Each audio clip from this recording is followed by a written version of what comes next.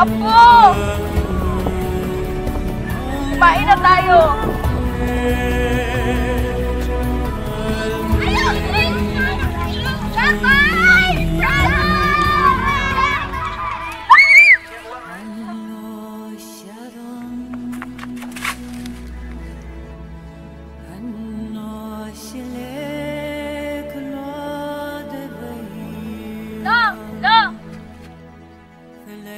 May tanong ako, sino po ba tong taong nasa barya?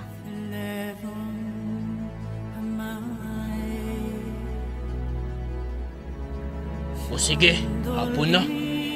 Uwi na tayo at ikukwento ko sa iyo ang taong nagbigay pag-asa sa mga Pilipino.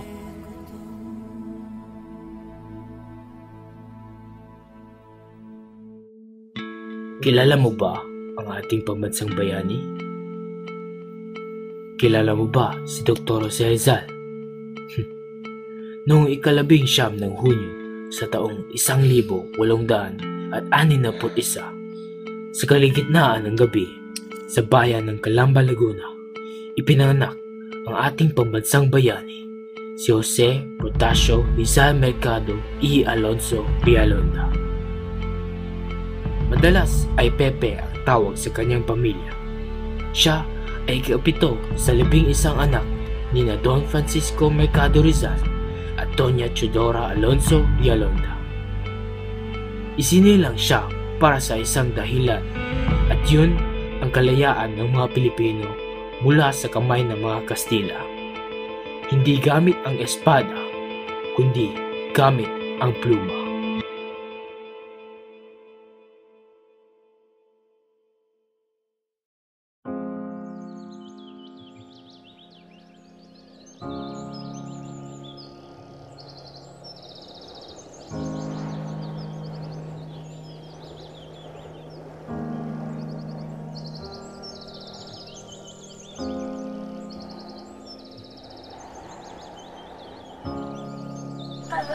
Pasok na tayo sa bahay.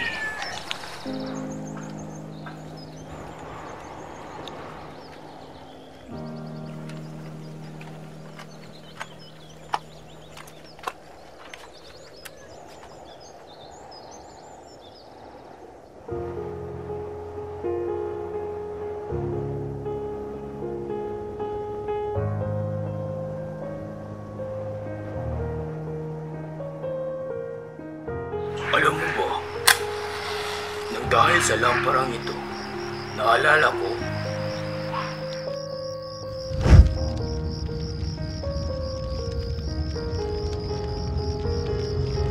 Pepe, may ikukwento ako sa'yo. Alam mo ba ang kwento tungkol sa isang gamo-gamo? Isang gabi, may gamo-gamo na gustong maglaro sa apoy.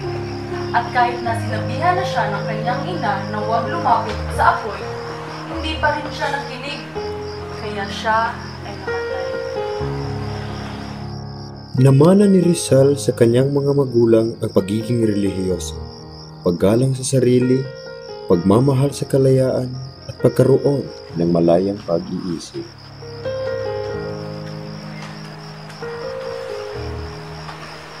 O Pepe, bago tayo matulog, magdasal muna tayo.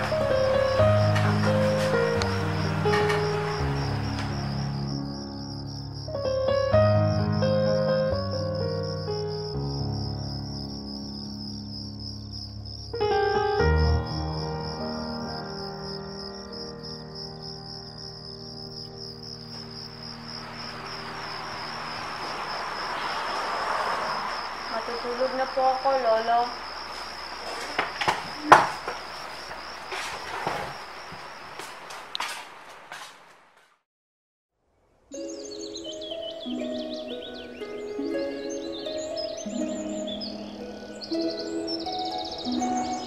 Lolo, pasok na po ako. Teka lang. Tungkol sa kwento mo kahapon, nag-aral din po ba si Rizal? Oh, mahal ko. Ihatid mo muna itong si Nena sa paaralan. Talaga.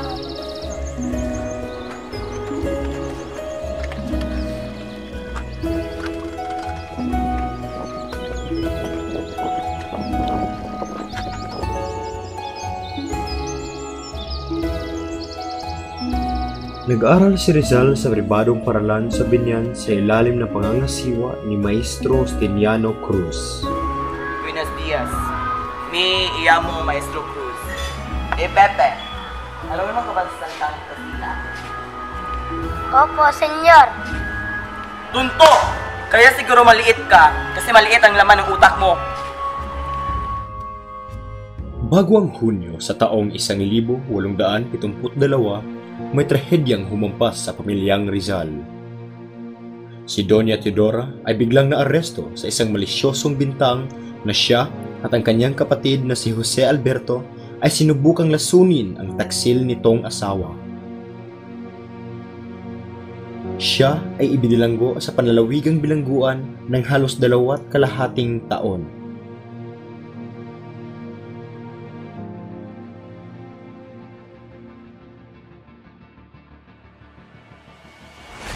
Apat na buwan matapos mabilanggo ang nanay ni Rizal ay pinadala na siya sa Maynila para mag-aral sa Ateneo Municipal.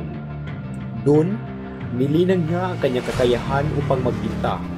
Si Rizal ay umunlad ng mabilis. Naging emperor siya sa klase pagkatapos lang ng 1 buwan. Para sa kanya, si Father Francisco Sanchez ang naging pinakamahusay na profesor niya sa Ateneo. Siya ang naging inspirasyon ni Rizal na mag-aral ng mabuti at magsulat ng mga tula.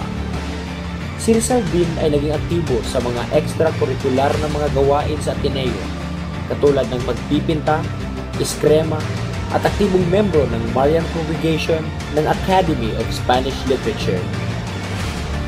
Sa dulo ng kanyang 2 taon sa Ateneo, binigyang kahulugan ni Rizal ang panaginip ng kanyang ina na magkatapos ng 3 buwan, siya ay magkakalaya na sa bilangguan.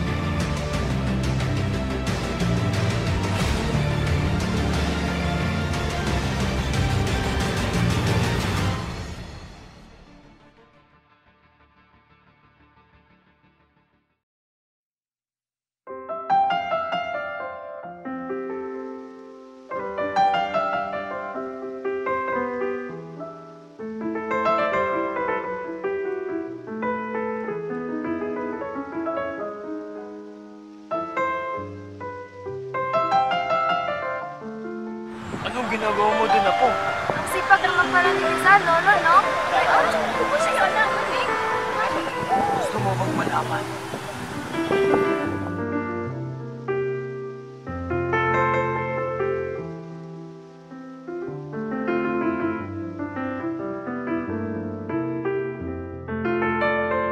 Ilang araw mula matapos ni Rizal ang kanyang pag-aaral sa Ateneo, ay nakaranas siya ng kanyang unang pag-iibig, si Segunda Katigba, isang magandang Batanggenya mula sa Lipa.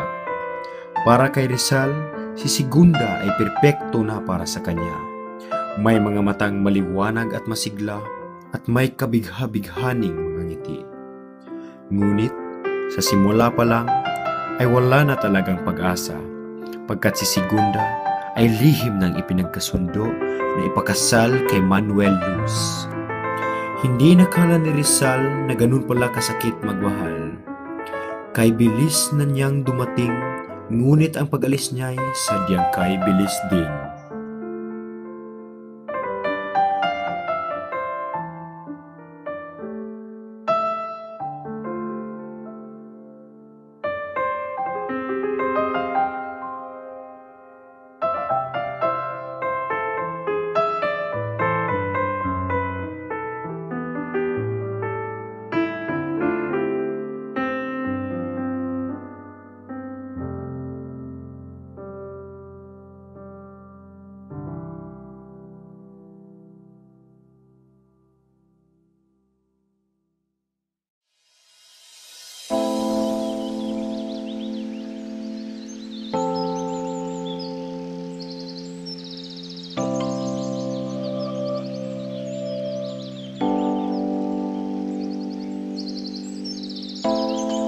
Nene, ano ba ang pangarap mo sa buhay?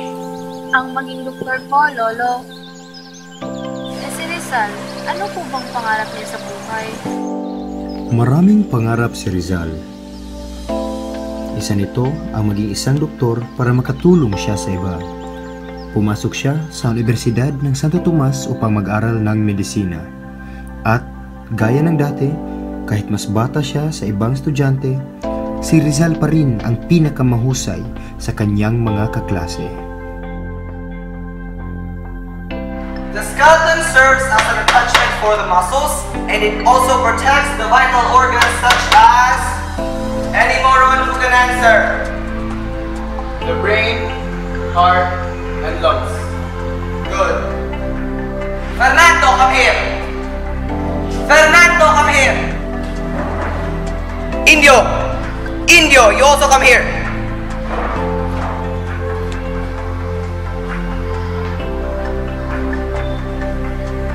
Last, does this Indio have smaller bones than Fernando? Fernando, why do you think so? Indios are shorter than Spaniards. That's why we Spaniards are superior. Professor, if height were the only reason why Spaniards are superior, then why has Spain lost some of its colonies to natives who are shorter? Pertinente. Get out! Sa kabila ng kanyang pag-aaral sa Universidad ng Santo Tomas at iba pang mga extracurricular na mga gawain, si Jose pa rin ay may sapat na oras para sa romansa. Isa sa mga nagpatibok sa puso ni Rizal ay si Leonor Rivera, ang kanyang pinsan. Si Leonor ay estudyante sa La Concordia College kung saan nag-aaral si Soledad, ang kanyang nakababatang kapatid.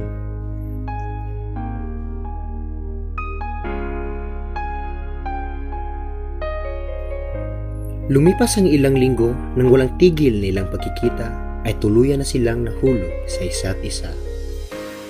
Ngunit sa isang di inaasahang pangyayari, nadisgrasya si Rizal.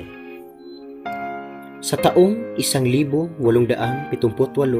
habang naglalakad si Rizal, ay naging biktima siya sa karahasan ng mga Kastila at naiwan siyang duguan. Ngunit, sino pa bang nandiyan para sa kanya upang tulungan at gamutin? Walang iba kundi si Leonor.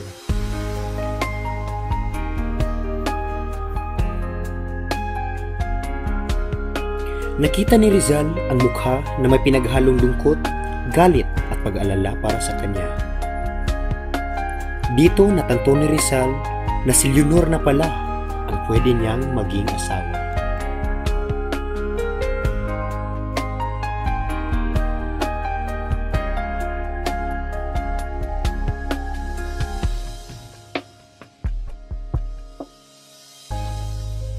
Sa kasamaang palad ay naputol ang kilagayahan nilang dalawa. Si Rizal ay ipinadala na ni Pasiano sa Espanya para sa kanyang dalawang sikretong misyon. Hindi ito ginusto ni Rizal, ngunit handa siyang talikuran ang lahat at isakripisyo ang kanyang kaligayahan para sa bayan.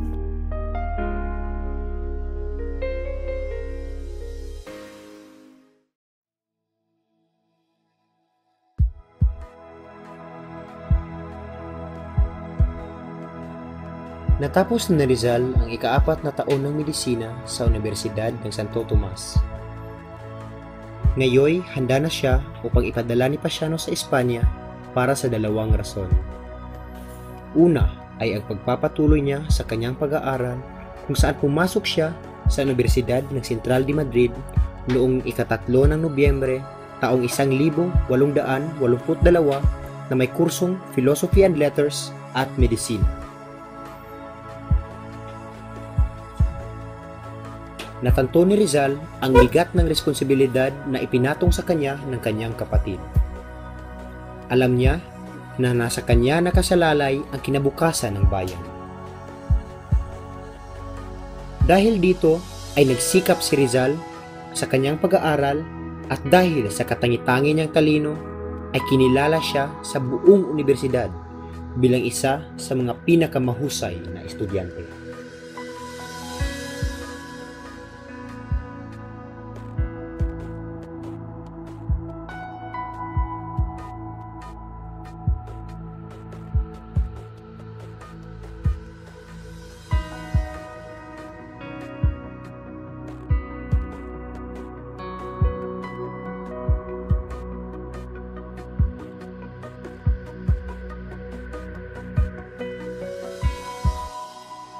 Lumipas ang ilang taon at natapos na ni Rizal ang kanyang mga kurso.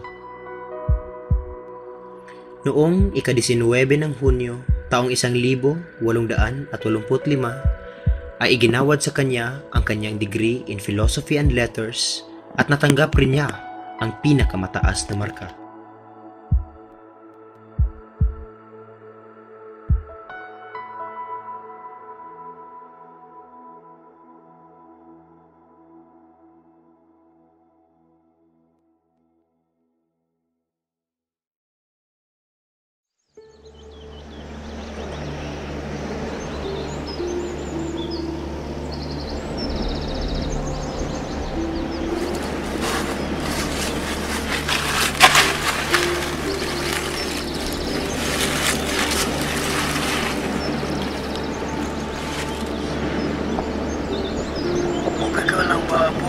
Okay lang po ako, Lolo.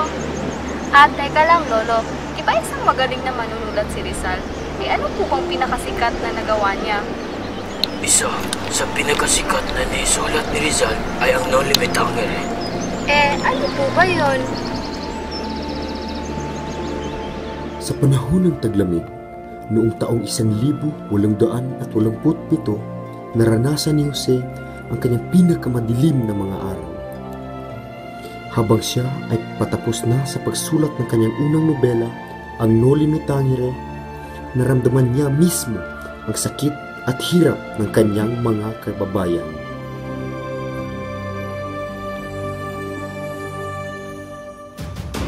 Sa nobelang ito, inilantad niya ang lahat ng karahasan ng gobyernong Espanya.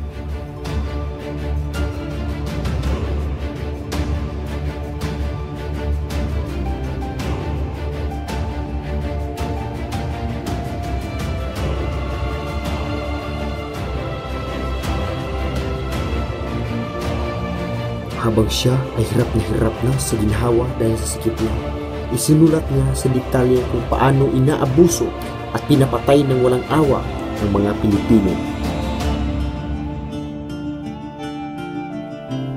Walang pera si Rizal nang matapos niya ang kanyang unang nobela. Ngunit sa awa ng Diyos ay may isang pamilyar na mukha na dumating mula sa Barcelona, si Maximo Viola. Sa tulong ng pera na ibinigay niya ay lumabas mula sa imprenta ang No Limit Tangere noong Marso ng taong 1887. Rizal, ayan nga pala Maximo. Maraming salamat nga pala sa pagpapaambag ng pera para dito sa No Limit Tangere. Walang anuman, Rizal. Para naman yun ikakabuti sa ating bayan. Yung tungkol dito sa No Limit Tangere, nabasa mo na ba yung parteng dito? Yung tungkol sa pagkikwento ko ng mga nangyari sa...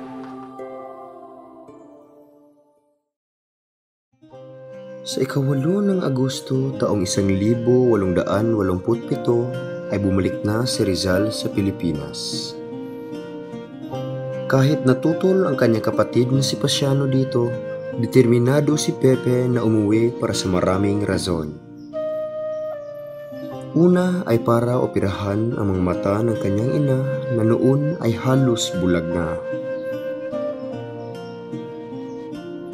Nagpatayo siya ng isang medical clinic at nang maglaon ay tinawag siya sa mga tao na si Dr. Ulayman. Lahat ng pinag-aralan niya sa larangan ng ophthalmolohiya ay ginamit niya upang malunasan ang mga mata ni Doña Chudora.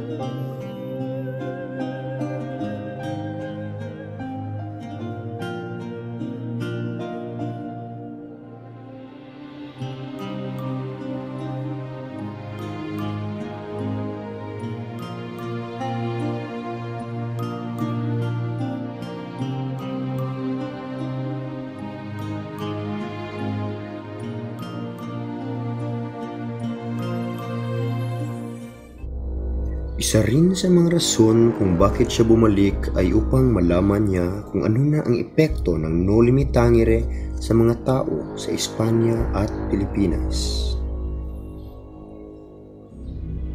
Siyempre naman, lubos itong ikinagalit ng mga praile at dahil dito, inutusan nila ang mga sundalo na sunugin ang lahat ng mga libro.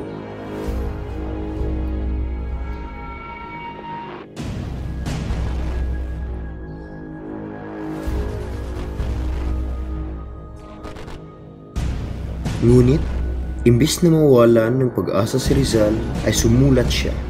Isinulat niya ang kanyang pangalawang nobela, ang El Filibusterismo.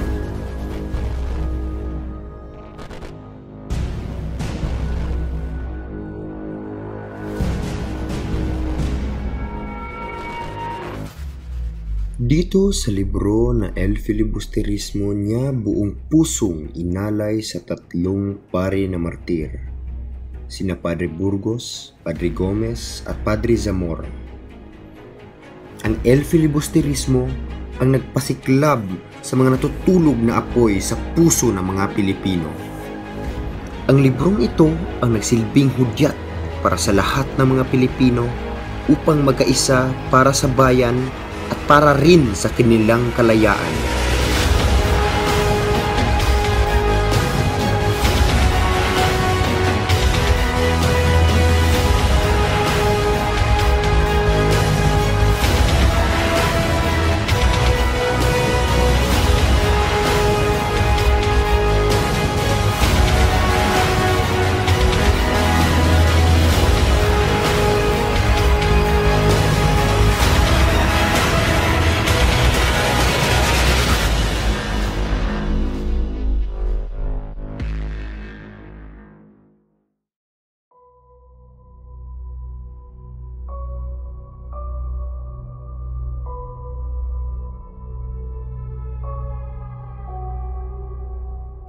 Sige, Lolo.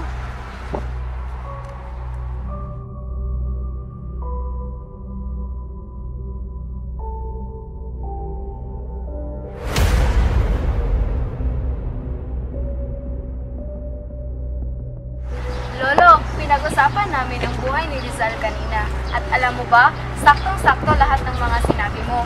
Kaso, hindi nga lang natapos ni Binang. Paano po ba nagtapos ang story ni Rizal?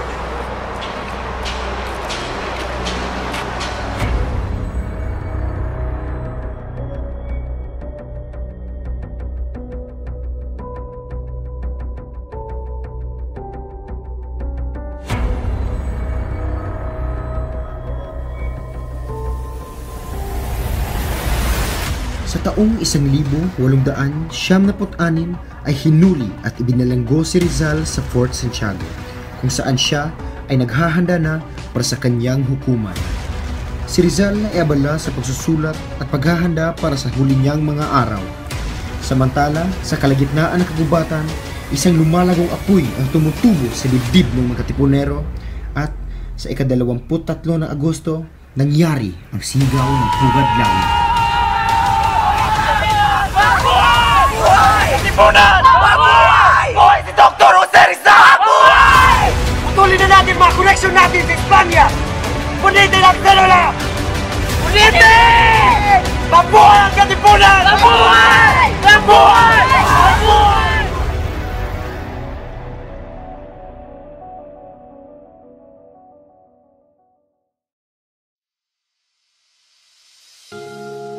Ika-17 ng Hunyo taong 1872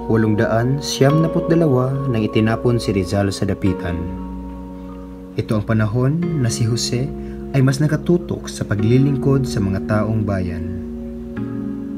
Sa gitna ng kalungkutan ni Rizal dahil sa kanyang pagkatapon, nakita niya ang taong magbibigay ligaya sa kanya hanggang sa huli niyang mga araw. Si Josephine Bracken, isang Irlandes, ang huli sa mahabang listahan sa mga babaeng sangkot kay Rizal. Siya ang huling nagbigay kaligayahan sa ating bayani bago siya binaril.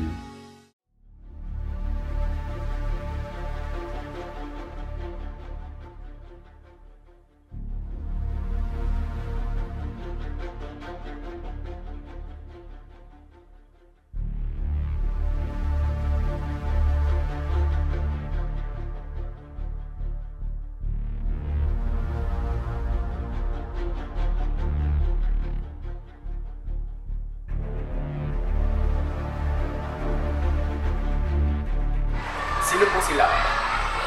Luis Tavier Dandani. Ako ang iyong magiging abogado. Maupo ka. Salamat. Uunahan na kita. Kakaunti pa lang ang nalalaman ko sa batas. Huwag kang mag-alala. Kakunti na lang rin na natitirang tiwala ko sa batas. Pinagpili ako ng napakaraming pangalan sa listahan at iyong pangalan ng aking anak. Bakit? Pamilyar. Kapatid ko si Jose Taviel. Si Tocayo, ang dati kong gwardiya. Kung gayon, nasa mabuti pala akong mga kamay. Kumusta na nga ba siya? Marami siyang ikinakwento tungkol sa'yo. Sana'y puro magagandang balita ang kanyang mga naikwento. May mga sinasabi siyang hindi ka panipaniwala. Tulad ng, hindi importante kung ano ang opinion ko sa iyo. Isipin mo kung ano ang isip ng iba sa iyong mga ginagawa. bakit? Ano ba ang kanilang mga sinasabi? Na ikay irehe, filibustero, submersibo, at walang utang na loob. Kanino? Sa Espanya. Ika-26 na ng Disyembre, araw na ng hukuman ni Rizal at handa na lahat.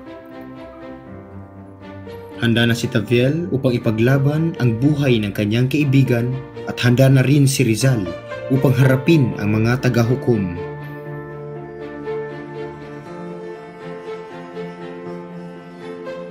Siyempre naman maraming tao ang dumalo. Una na nito si Josephine Bracken, ang kanyang mahal sa buhay.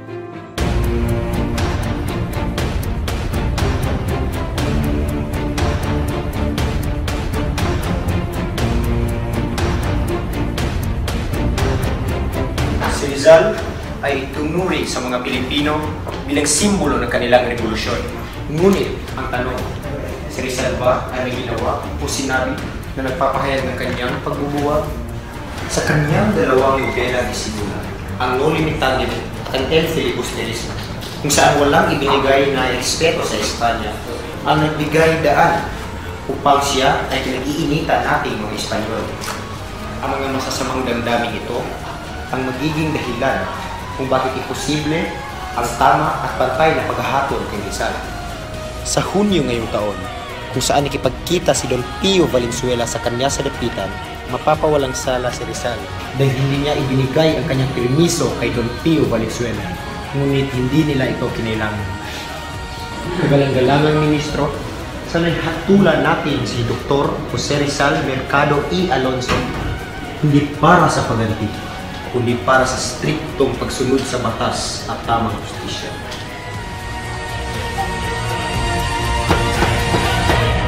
Ngunit sa huli ay mali pa rin ang hatol ni Rizal at nakatakda na siyang patayin 4 na araw mula noon sa ika-30 ng Disyembre.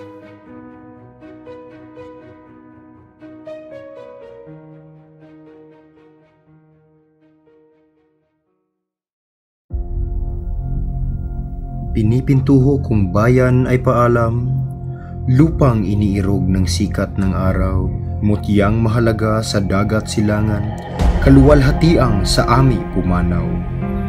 Masayang sa iyo'y aking idudulot, ang lanta kong buhay na lubhang malungkot.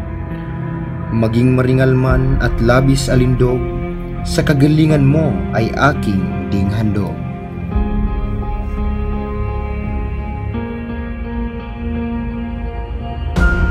Ang ultimo adyos ang huli sa mga isinulat ni Dr. Jose Rizal.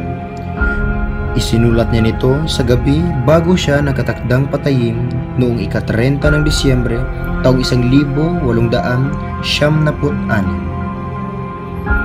Sa kabila ng lahat ng pagsubok na naranasan ni Rizal sa kanyang buhay, ay namatay siyang nakangiti, sabay sigaw na tapos na.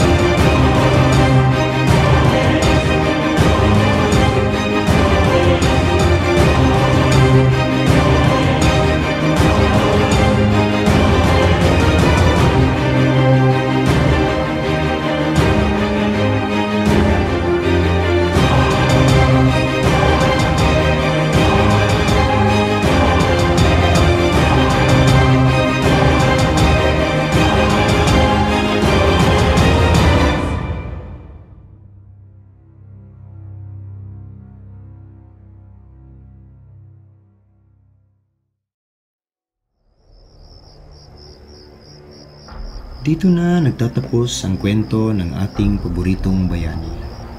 Ngunit, hindi ka ba nagtataka kung bakit alam ng matandang ito ang buong buhay ni Rizal? Hindi naman makikita sa mga libro ang iba niyang sinasabi, di ba? Ikaw, sa piling mo, sino ba ang matandang ito?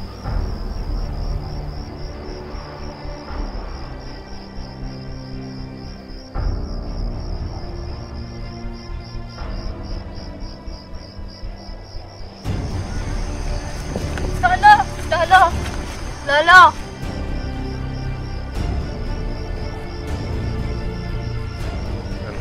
Ba't alam na alam mo kung sino si Rizal, Lolo? Dahil ako ang nag-iisang lalaking kapatid ni Pepe. Ako si...